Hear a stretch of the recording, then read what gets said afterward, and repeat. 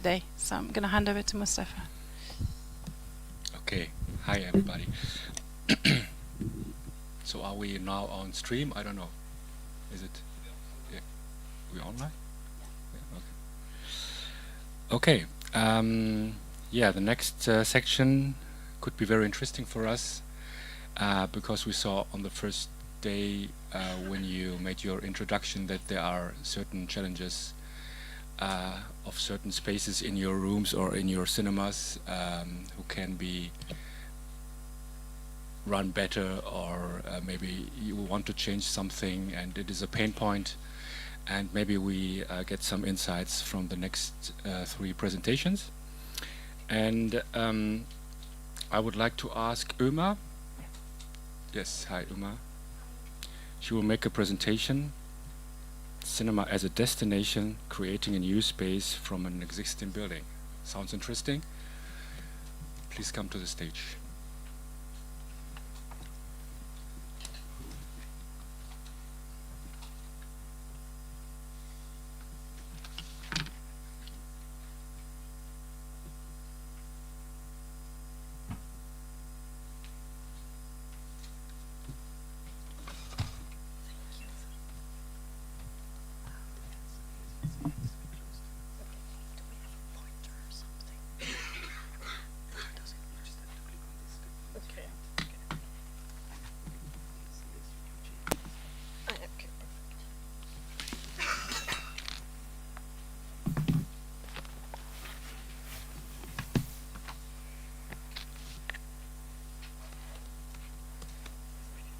Hi everyone. So I'm here to give you some more information about the cinema we are building. Hopefully we can start constructing at the end of the year, so we can open at the end of 2026. I have been suffering from severe allergy reactions, so I hope I can get through my PowerPoint without having an allergy attack. But if it looks like I'm crying, I'm fine. So I will give you some context. We are building a cinema in Turnhout, and Turnhout is a small city, part of the province of Antwerp. Turnhout is situated in an urbanized rural area, which means it's a small city. So it's not a city like Antwerp or Brussels or Ghent in Belgium. We have no universities and we have only small colleges. But we have a rich tradition with a film festival that we have been organizing for more than 30 years, with school screenings and with weekly film clubs. We think everywhere in the world films are being made, but only a small number of them reach Belgium cinemas. So during our festival we focus on those films. Normally you use the term world cinema, but we're a bit hesitant to use the term because what is world cinema? But we focus on films from South America, Africa and Asia.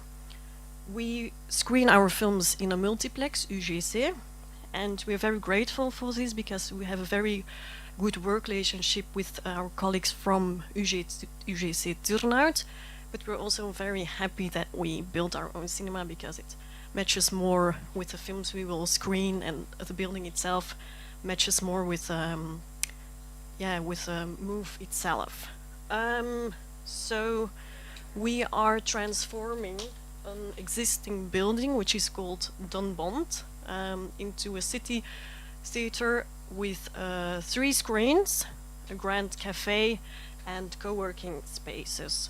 So Move is not going to be the only organization that will have their office in the building, but we will have co-housers and co-workers. And we will be in the building with 4 other social cultural organizations, which are called Avanza, Beweging.net, Campina Energy and Samo. So we share office spaces, we share tables, we share chairs, we share coffee, we share almost everything. So on the next slide in the corner, you can see. Sorry. Yeah.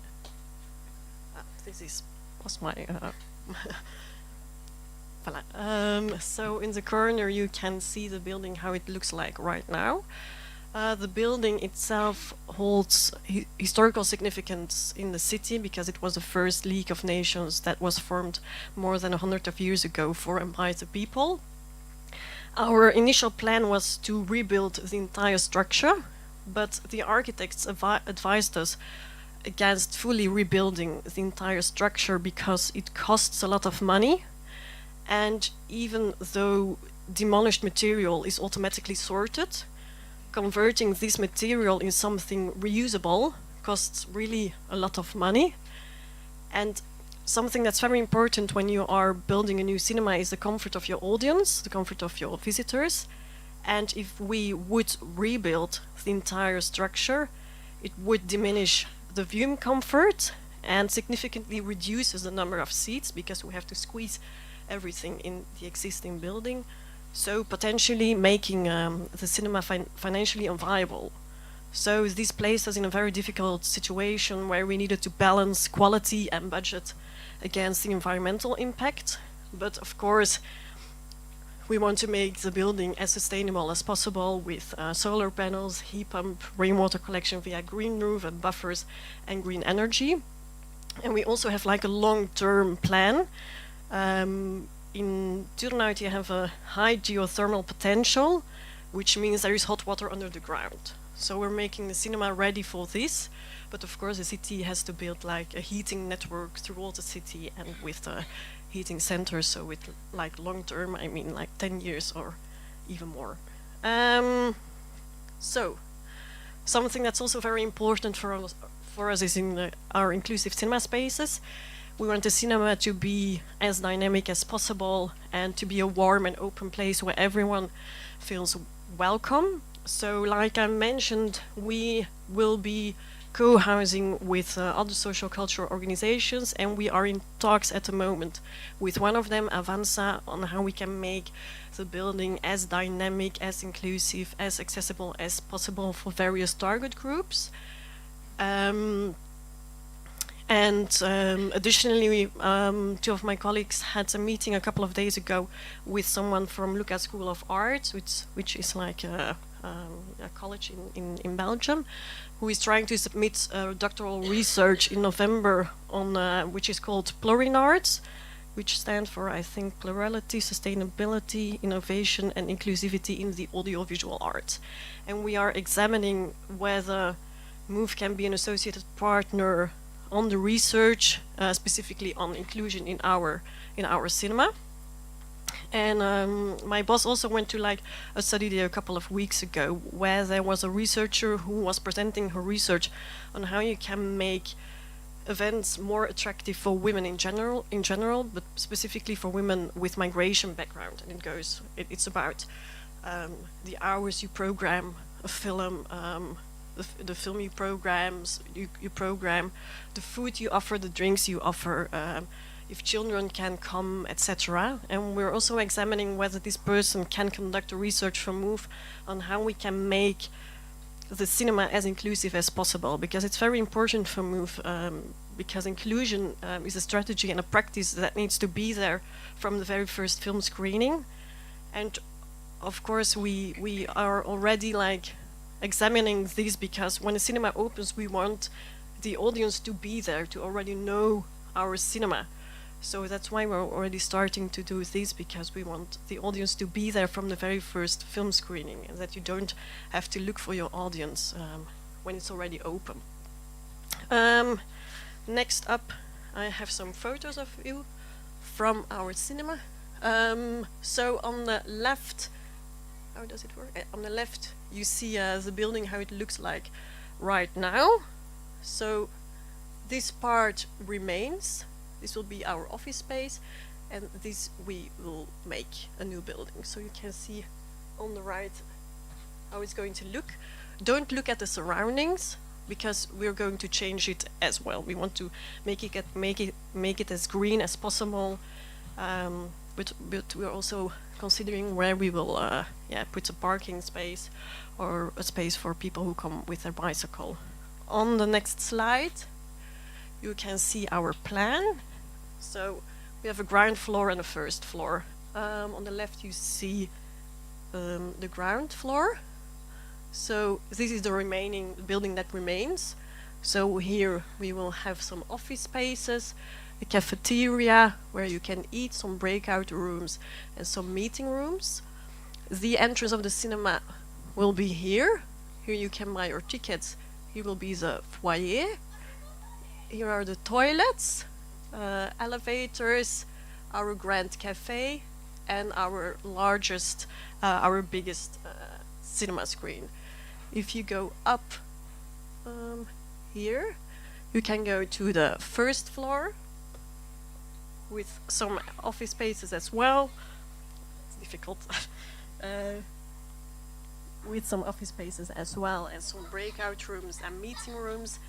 And here our two other and a bit smaller theater rooms. This is how it's going to look, but we are planning to adjust some minor things. For example, we want this hall to be a bit larger during the festival, for example, because it's going to be a challenge, because in UGC we have like 5 cinema screens, and now which are like bigger, and now we only have 3 cinema screens. So how are we going to manage the festival with like fewer screens? Then next, some photos for you. Don't look at the titles, but it's just to give you an idea how it's going to look. We're not going to call our cafe Grand Cafe, and we're still like thinking of the title of the cafe and the title of the cinema itself. Do we need to call it Move, or is it better that we come up with another title? So here you can see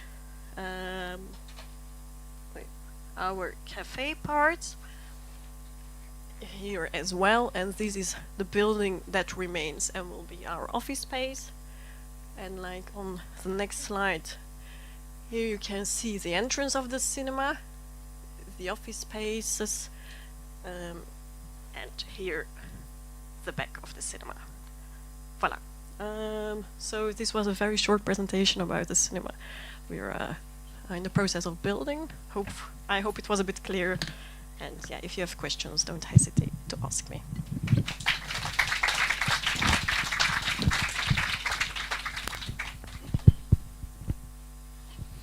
Okay, thank you very much. I have just 1 or 2 questions. Are you renting it, or is it your building? The building itself will, the cinema itself will be our building, but the office spaces we will rent. Yeah. Okay. Yeah. Any questions? Can we go back to the plant of the structure? Yeah. This one? Yep. Okay. Where are projectors rooms? Yeah, it's possible. Yeah, you can't see it in here, but it will be like You put the projector on the top of the on the roof? No. Inside the room? No? Yeah.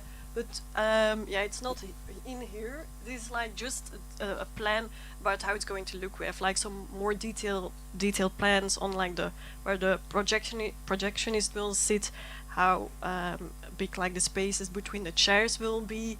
But there are like some other plans about Okay. that. Yeah. Thank you. Any more questions? Verena? Yeah, it looks very exciting, so I wish you good luck.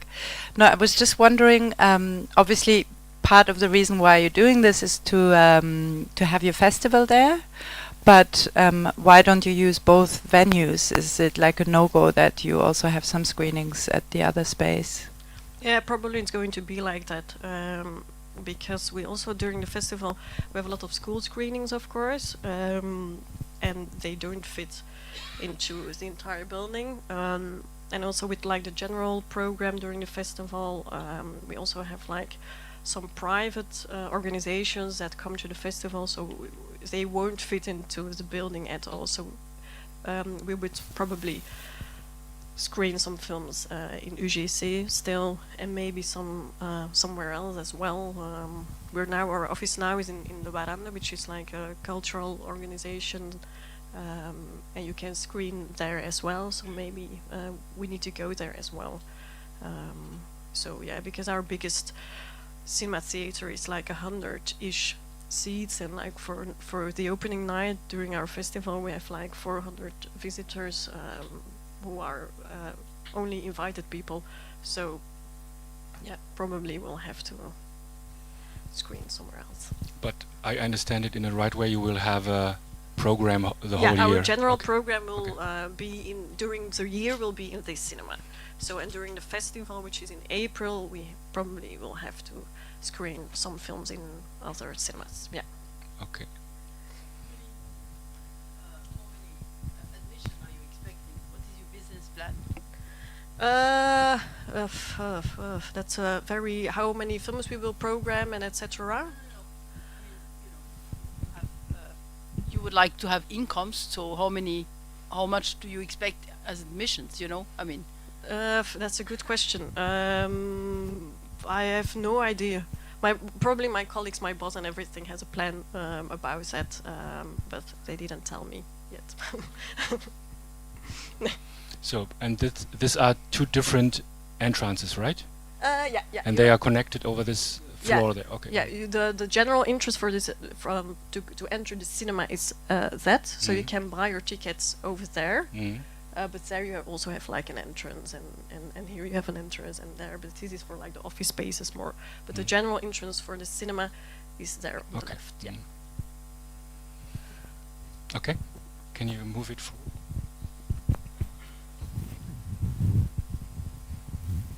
Can I ask what the budget is for the project and how it is financed? We received financial support from the Flemish government, and I think we received like 1.3 million, but it wasn't enough, so we asked for a bit more, and we received it. But I think it's like 1.7, I think, something like that. Yeah. I'm interested how the planning process goes. Is it just your boss and the architect, or is it more collective, organized? The team is involved, or groups like organizations for handicapped persons, for example? Because when I planned and built, renovated my cinema, I would have wished to integrate more opinions and wishes, maybe by elderly audiences or handicapped persons. Yeah.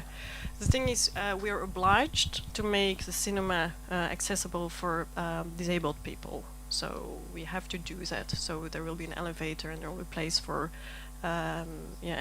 people who are disabled. So we are obliged to do that.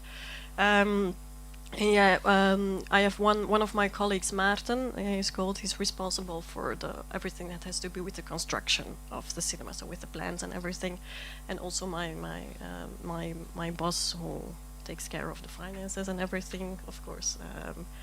She's also very much involved in the project, but of course he presents every idea during our weekly meetings. And he asked for opinions, for example, for disabled people, of gender-neutral toilets, for example. That's also going to be the thing. We have to inspire the men to sit on the toilet instead of standing up. So, like that and everything. Yeah. Thank you very much. Thank you.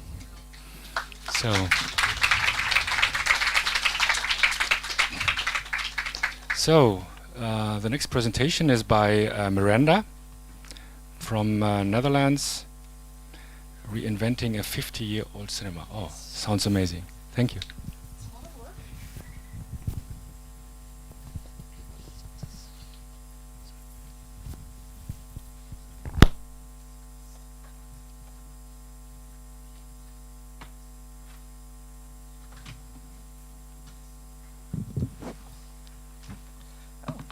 I'll make one of those.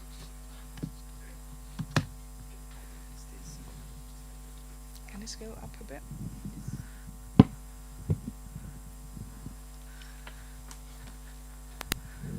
Yeah, I think that's better.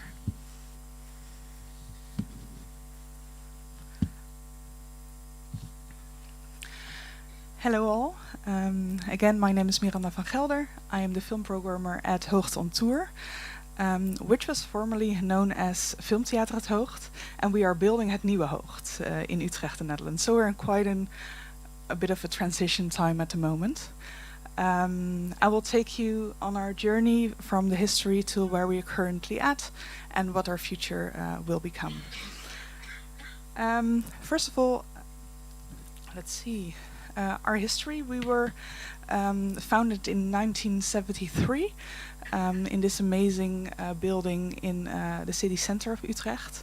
We were one of the first art house cinemas in the Netherlands, and we focus mainly on screening world cinema, European films of course, but also documentaries and kids films, and Dutch films as well.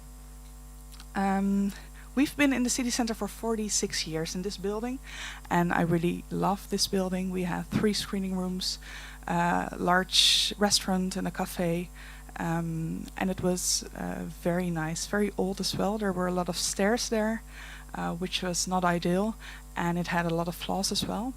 We were renting it, and unfortunately we had to leave at the end of 2018. We knew that was coming, so we had some time to reinvent what we really wanted to be, which was something new.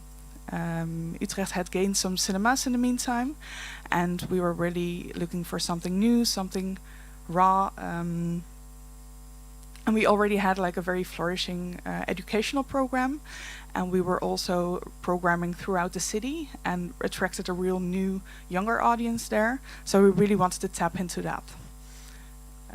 So we had big plans, and a bit like Turnout actually, but even larger, with shared spaces, with huge event rooms, with I think 4 screening rooms it was.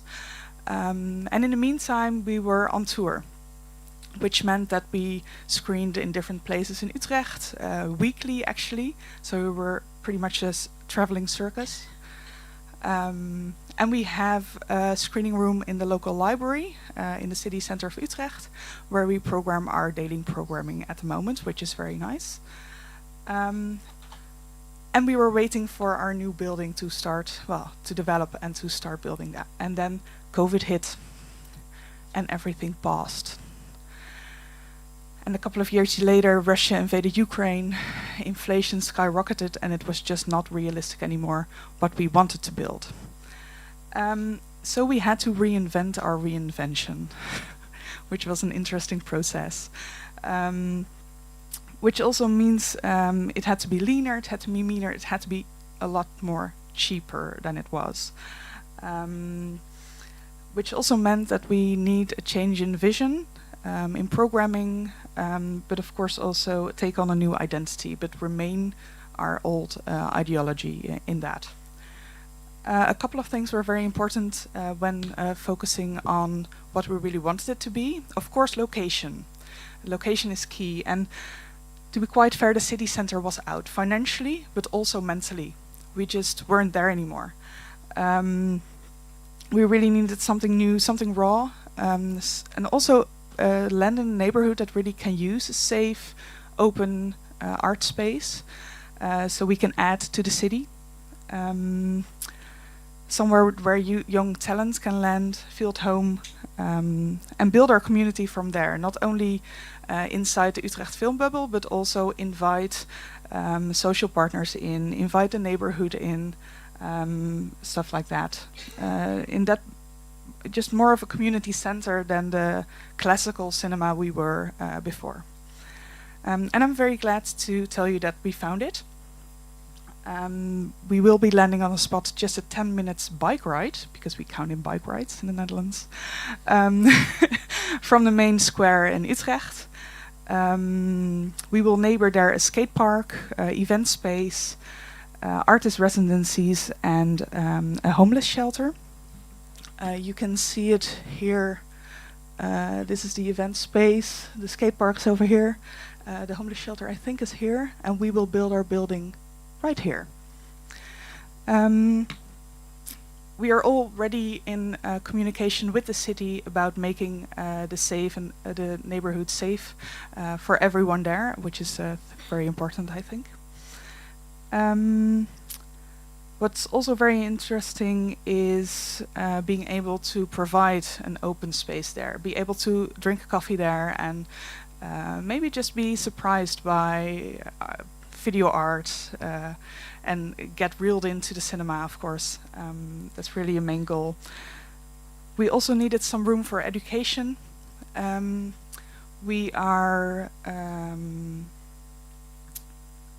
We really need to be able to invite our youth audiences in. We go to schools all the time, we screen there, but of course it's very good to see them coming to us, be able to project their films there, which is always very magical. So it's very good to be able to do that.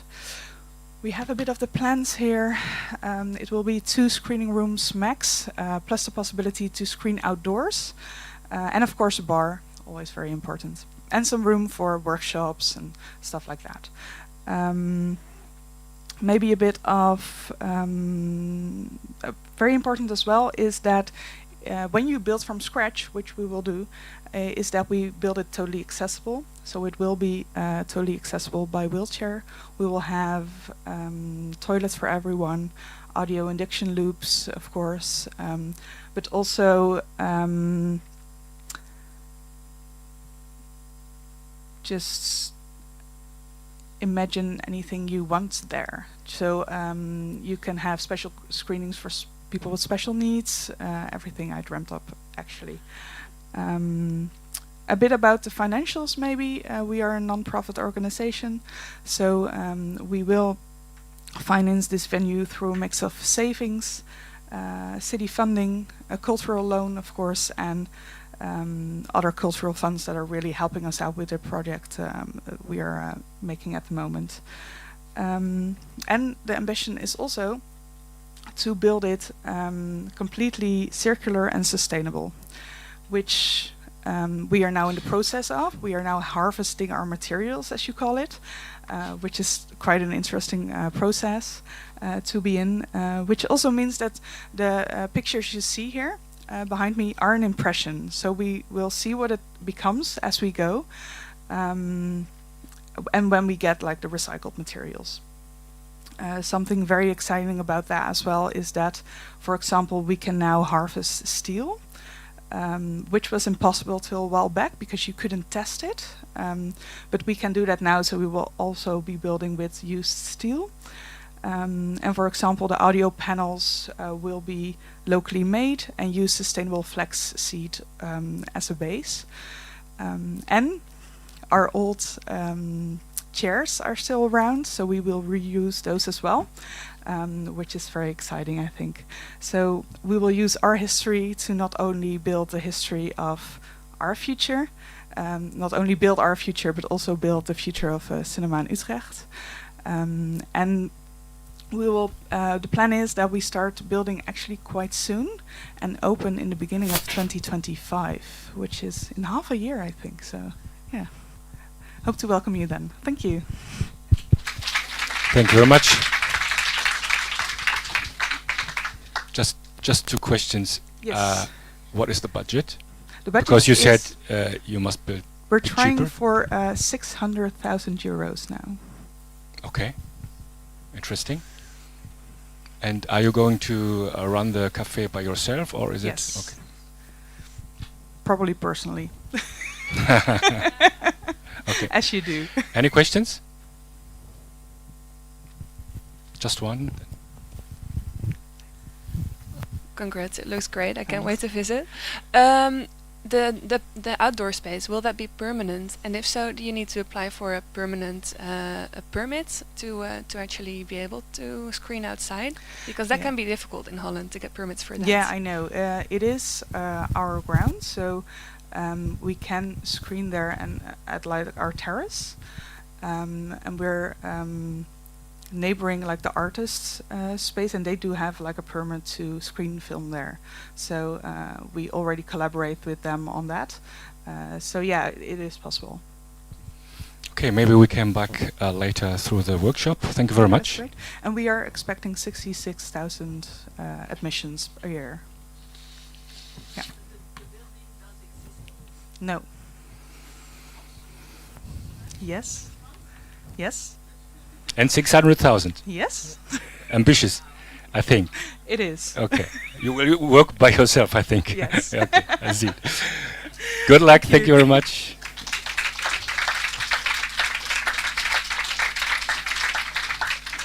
So we're a bit late. We must push it a little bit. So next guest is Kathleen.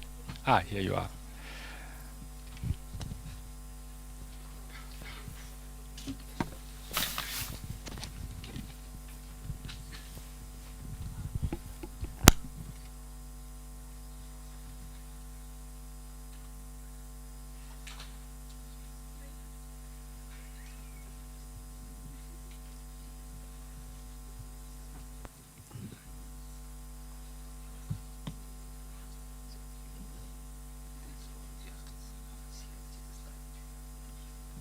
This is the next one, and this is the point.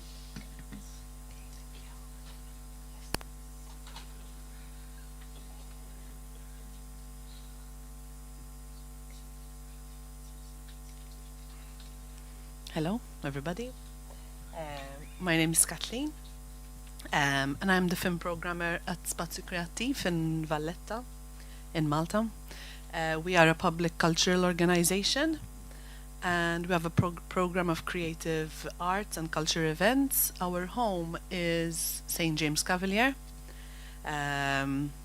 which is a 16th century fortress converted into the National Center for Creativity in the year 2000. The actual building was built by the Knights of St. John in the 1560s to defend the newly built city of Valletta. And this building was one of the first buildings actually to be built in Valletta. And its first purpose was that of a raised gun platform. You can see like the shape of it, and it was there to make sure that, like, if there are any attacks from land, the guns would point over there from the top. So it's actually a fortress within a fortress, because Valletta is a city fortress.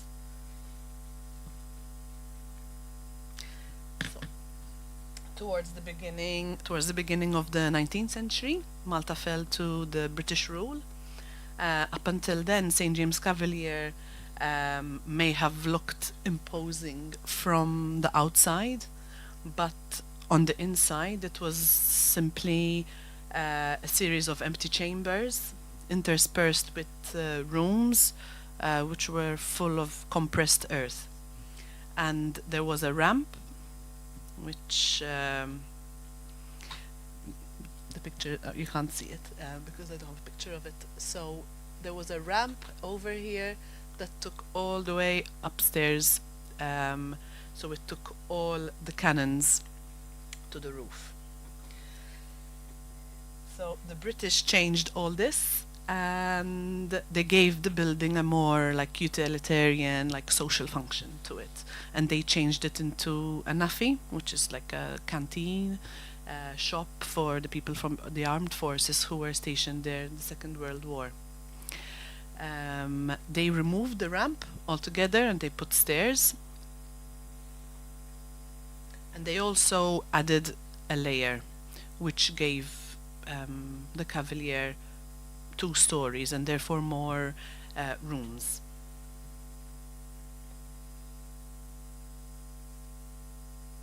And during the Second World War, the people who lived in Valletta also used the Cavalier as like a war shelter, because they believed it was like the bombs couldn't go through the air raids. In the 1970s, the British left Malta, and the government of Malta took it over, and it became the government printing press, as you can see over there. And it stayed like the printing press until 1995. So after that time, St. James Cavalier was earmarked as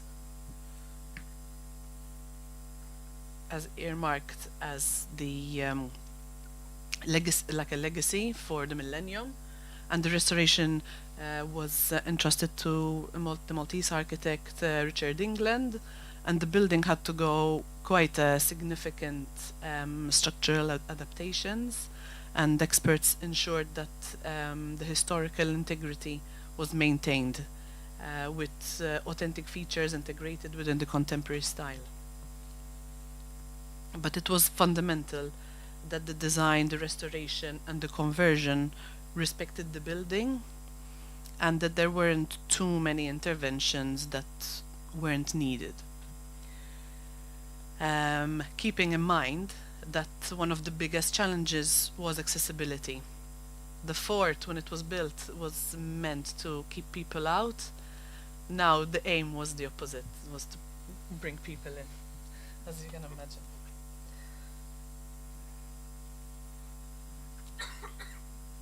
So in the year 2000, as I said, part of the Millennium Legacy, the building was reopened to the public as St. James Cavalier Center for Creativity.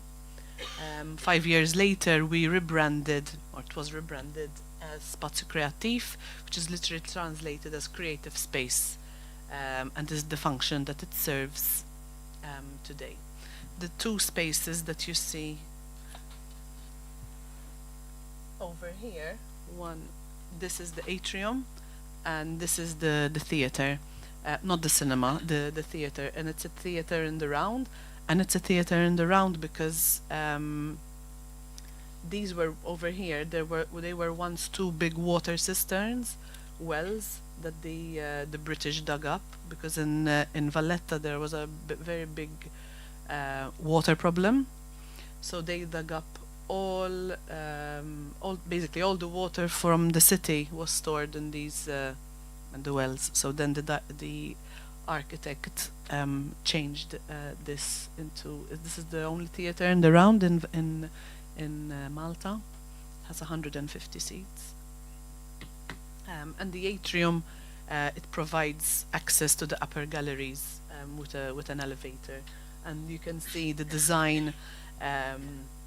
It has glass and panels integrated, so you can actually see the edges of the wells.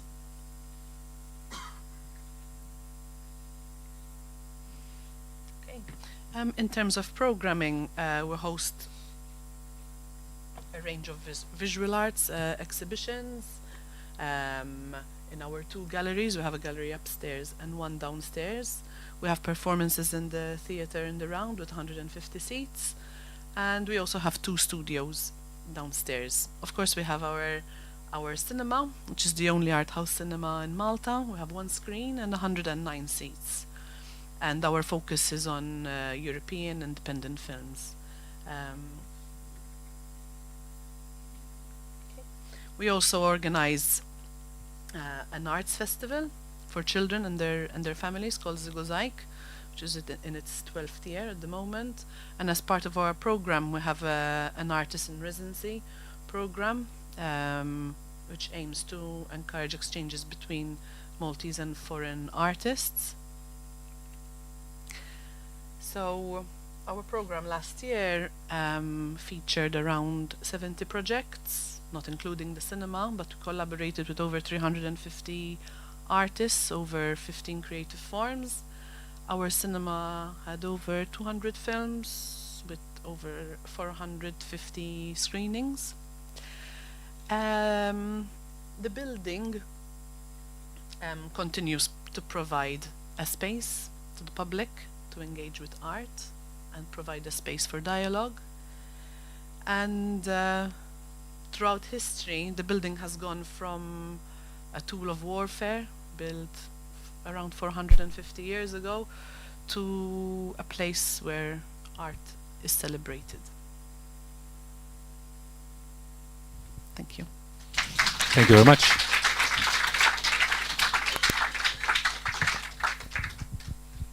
your program is a kind of visual arts, cinema, and theater. Is the program you can run certain things at the same time, or is it one day cinema, one day theater, We have a cinema and a theater. and at the same time? Yes, Okay. cinema, theater, and we have 2 studios downstairs and the gallery spaces. Okay. So, yeah, we can have it. We have everything going on at the same time. Okay. Any questions? Okay. You're asking for a coffee, I think. Okay. So thank you very much. Thank you.